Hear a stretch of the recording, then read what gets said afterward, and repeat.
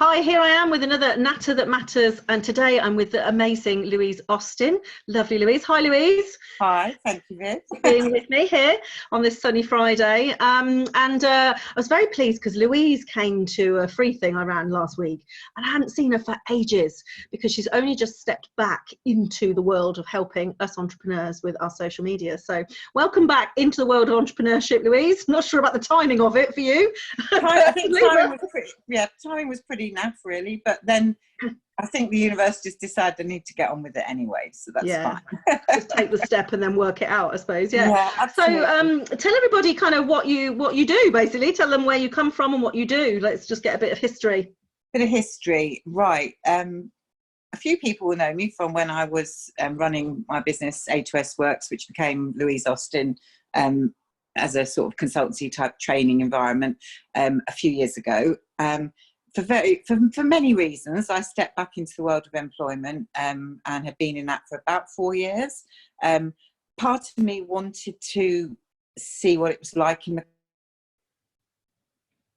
Oh, lost you. Anything to do with digital, that's what I do. So whether it's web, social media, SEO, AdWords, web builds, anything digital, that's my space. And I've worked in senior head of digital roles for the last 4 years. So which is good news for the rest of us, because of course everything is digital. I mean, like there's people in the world using Zoom to like chat to their mates and their family now, and it's like, what a relief. I've been trying to champion people to get onto Zoom for like 2 years, so like I'm like, hooray, thank you coronavirus for this gift. I mean, we've got a lot of negatives, but there are definitely some positives. So everything's digital now. I think we will all come out in a very different way of working. But I think what's really interesting in the corporate space is the lack of agility. Whereas, when you're working in a smaller environment, you're used to being really agile and just to take on whatever's coming up. That said, some great experiences, some great projects, all good. But you also might remember prior to that I had my my jewelry business, which hadn't really gone online. So my going into the self-employed space is actually twofold. One of it is I'm going to get that e-commerce business back up and running, which, or the jewelry business as an e-commerce business. And it will be a party pan business when we can go and talk to everybody. And you will see me at networking doing that. So I'm really excited about that. Me too. I love that jewelry. I've still got one. I've got the leather. I've got a white leather with a kind of rose gold kind of heart on it. I still wear it. Yeah, I love it. Brilliant. Yeah. So I think, using all my digital know-how, all my e-commerce know-how, I've gone with a fantastic new e-commerce platform, which is an early stage development program. I think once I've learned that, I'll really enjoy teaching that to other people because it's got a really cool business model. So that's sort of happening. But all the stuff around paid social, the stuff around Google AdWords, SEO especially, lots of different experiences, different things. So I'm going to be going back to doing sort of my consultancy training support. I'm much more interested in helping to teach someone how to do stuff for themselves and sharing knowledge than if I'm truthful doing it for them. Yes, I think that, and I think people want to learn how to do it themselves. Yeah, I think we're in that age now. It's much more cost effective. It's way more cost effective. I'd rather be on the end of a phone and do a sort of screen takeover type of thing and guide you through something than charge you X amount an hour to do something where, frankly, you're probably really capable of doing if you just knew how. And of course right now as well, most people, not me unfortunately for some reason, I'm helping businesses pivot with their business and kind of get into the mindset of where they need to go now, but most business owners have got a bit more time, so they've now got the time to learn, time to do, whereas even like a month ago they didn't have the time. They were like outsource, whereas now it's like, oh, hang on, bring this back in, learn to do it myself, and it's time to upskill. So very different energy that's going on in the commercial world. Some are still hiding, I think, from it all completely. So actually for us, it may not financially be the best time for you, but for us who are going to be on the receiving end of you, it's perfect timing to come and help us, really. That's why I invited you here. I am happy if someone does want me to do stuff for them and it's really not their thing, I'm happy to do that, but it needs to be pretty interactive because at the end of the day you're representing your business, so it's about sitting down and understanding what the message is, what the story is, what we need to be doing. But right now, I think my message to everybody is just, you need to be building content. It's all about content right now, and it's all about optimized content, understanding how search engine optimization works, getting your site optimized the hell out of it, you know, really, which most people don't understand. That's why I was like, well, I know when you said that in the networking event, and there was a few people said, what's SEO? And I was like, wow, we need to get you on to help people understand a bit about SEO. So search engine optimization. So I do know quite a lot about it, although I'm sure it's probably changed quite a lot. So I'm really grateful for So what is it? Tell what is SEO? Why is it so important? What is it? SEO is the art of getting your website found organically, as we would call it, so in the non-paid, without doing adverts on Google or Bing or whatever. So, but everybody focuses on Google because that's like where 90% of it happens. So it's about increasing visibility of your website and making sure that your website is found for the things you want to be found for. And that's done through a mixture of techniques, which includes some of the sort of technical, so there's some really technical SEO, which even falls outside my realms. I know what to do, but I would outsource that because it's real tech stuff. And it depends on your relationship, your developer, what platform you've used and so on. But I can certainly guide someone on what needs to be done on that. So there's the real tech nuts and bolts stuff, which, to be honest, unless you're corporate competing at a really high level, you probably don't even need to go there.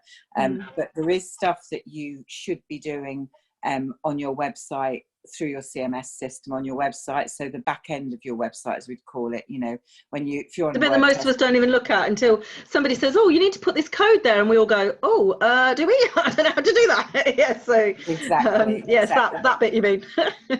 So yeah, you need to be in there. You need to be doing what we call meta work. So you need to be doing meta work. Makes a massive difference. You know, I can turn a website pretty quickly just by, if it's not being optimized, and go in and just sort that out. What's meta work? What's meta work? Meta work is to do with, okay, so you're on Google, you've gone in and you've typed sparkly dog collars, with my Jack Russells happily exhausted lying next to me here. So we've typed sparkly. Glad you confirmed what I'd need a sparkly dog collar for. If only. I did wonder.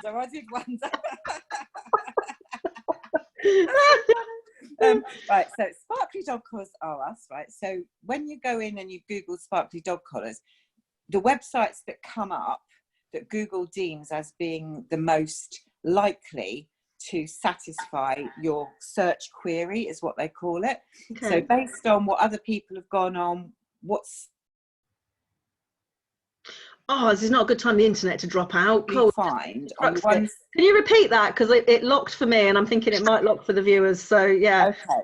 But yeah, so basically Google's aim is to be the best place for you to find what you want to find. So their whole thing about is making sure when you type in sparkly dog collars, the websites that come up first on Google after the adverts are the websites that are more likely to be able to satisfy what we call your search query. Yep. Okay, so what you'll probably notice is in the bold bit, because if you think about a Google result, you've got the first line, which is normally in bold, and then you've got about 3 sentences underneath it. Yeah, if anybody goes on, have a little look at that. So the bit that comes up bold is your meta title. Okay, yeah. In that meta title will probably be the word sparkly dog collar. Yes. Because that's site, you've optimized the meta title to include the meta keyword that you want to be found for.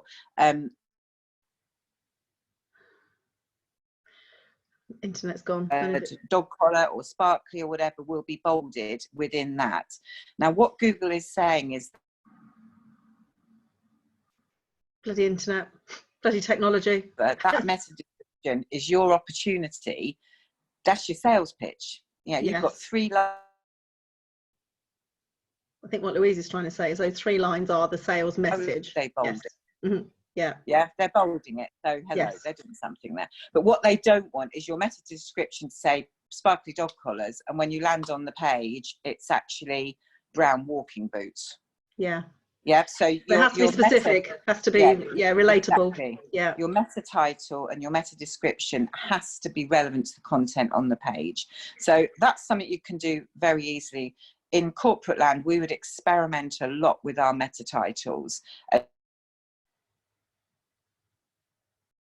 where the internet connection works, Be probably. testing on a daily basis. Yeah. We keep losing your internet connection, so I'm trying no. to, which is annoying, isn't it? Yeah, we do. Yeah. I know that. Well, I think the whole world's trying to use the internet at the moment, aren't they? On a Friday. That's the main problem. Probably why. I've never had. Yeah, I didn't have a problem before. But so Louise, I know that some of the problems that a lot of people have, because keywords are suitable for everything. They're for tags on social media. They're for a variety of other things. Is there a way that people can find out what keywords they should be using? Because if they don't know that, then it doesn't matter what they put in their meta thingies. It's not going to be the right thing for them, is it? So what should they be? How can they find out their keywords?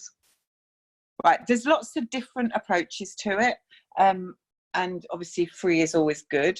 If I was working on using a free platform, I would simply use Google AdWords. Okay. And because you can sign up for an account, you don't have to put your credit card on, you don't have to put any money on, but you can use their keyword planning search tool, data tool, basically. Right. But Okay. you also need to think, okay, I'm selling sparkly dog collars. Let's stay with sparkly dog collars. We can go pink sparkly dog collars, but we're staying with sparkly dog collars. So I would use the Google AdWords tool. I'd use the keyword research tool. I would type sparkly dog collars in as my search, and I might think, well, somebody might also put dog collar with sparkles. Yes. Yeah. So and I put some variations of what I want to do, because I want people to buy my sparkly dog collars. I think that's what she's trying to say. So you can put in the variations of what you want to be found for. Yeah. Press the magic button, and Google will then tell you how many times those search words, those keywords, key phrases are searched, and what's the most popular. And you might find that you thought the right thing to say was sparkly dog collars, sparkly dog collars, but actually more searches come up with collars with sparkles on. Yeah. Dog collars with sparkles. So in that case, I would change my meta title to dog collars with sparkles. So it comes up more naturally in the search listings. Yes. Exactly. So makes sense now you say it all, Louise. It all seems quite straightforward, really. So you do that. There's another really cool tool called Ask the Public, which you can again go in and put things in, and you'll see what sort of questions people put into search engines in order to find things. That's quite neat. They're good starting points. You can do an awful lot with Google AdWords, but you also have to think, if you're building a business and you're planning something, you might think that green sparkly dog collars are the most amazing thing in the world and everybody will want one. But if you do your research and nobody's looking for them, probably shouldn't buy any, because you probably won't sell any. So never thought so. It's a good research tool. Yes, it's a very good research tool. So keyword research is critical, but also that will help you write your content pages, because if you're building out an SEO strategy, bloody internet, you want people to find you quite easily. So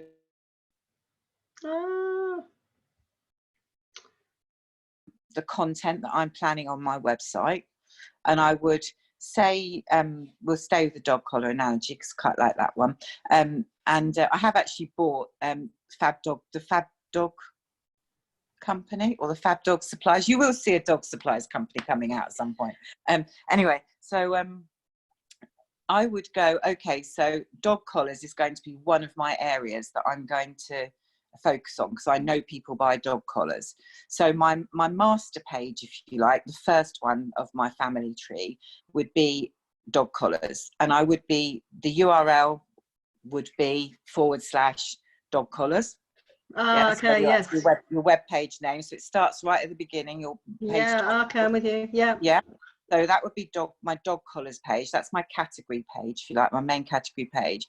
I would then go, okay, what kind of dog collars can I sell? So I might choose to go down, I might just go coloured dog collars. I don't think people would search for that, but you get my gist. I might go leather dog collars, nylon dog collars, or material dog collars, dog collars with patterns on. I'd end up with my subcategories sitting under those, and I might even go sub again under those, but never more than 3. So you've got your grandparent, parent, child, if you like, situation, or parent, Instagram. Yeah, that you get the drift anyway. You know, so we'd work on that. I think you're going into the realms of technology that maybe most people are like not knowing now. Or like, but this is about just writing your pages before you put on your website. Just think about, what do I want to sell? I want to sell dog collars. What types of dog collars are there? There's 10 million types of dog collars. Let's group them into categories. And then what I'm going to do is I'm going to write a page about dog collars. And I'm not going to do what we used to call keyword stuffing. My page is not going to read, if you're looking for dog collars, this is a great place to buy a dog collar, because dog collars are amazing, because dog collars are awesome. Google will penalize that. But if you wrote a genuine page about, the different types of dog collars, and, you talked about, the benefits, and you could, all of the different things like that, and the different types of materials and everything, but not too much on the materials. You've got to remember your keyword on this page is focusing on the word dog collars. And if you use a free tool called Word Counter, and you actually go into that, you can paste your document into it, and on the right hand side it has an option where you can check how many times one word has shown, 2 words has shown, 3 words has shown. If you're building, so if you're just looking for dog collars, that 2 word will tell you the percentage of times you've repeated the word dog collar. Okay, I'm with you. Yeah. And you don't want it too many. 3 to 5% is ample, otherwise you'll get penalised. So and again, people will have views around that, but that seems to be about right. And then that would be like your master page, if you like, and you can have some lovely images of dogs wearing their dog collars. Make sure you tag your photos properly, give them the right names and everything, because all of this is all relevant to search, because your images can come up in search, as can your videos. You've got a video about how to put a dog collar on, but you get the gist. I don't know, some of them are a bit tricky. The harness things, I swear, I used to put my dog collar on the wrong way around every time. Poor little dog was like this. Exactly.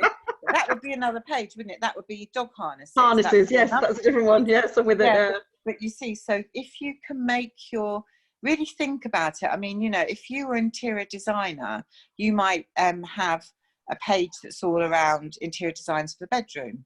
Interior designs for the lounge, for the living room, for the hallway, and so on. I worked for a building supplies company for about 1.5 years, and we built a whole massive amount of content all around trends and style guides and design guides. And we use things like Ask the Republic, to say, not Ask the Republic, Ask the Public. If someone was searching for, how do I choose the best wallpaper?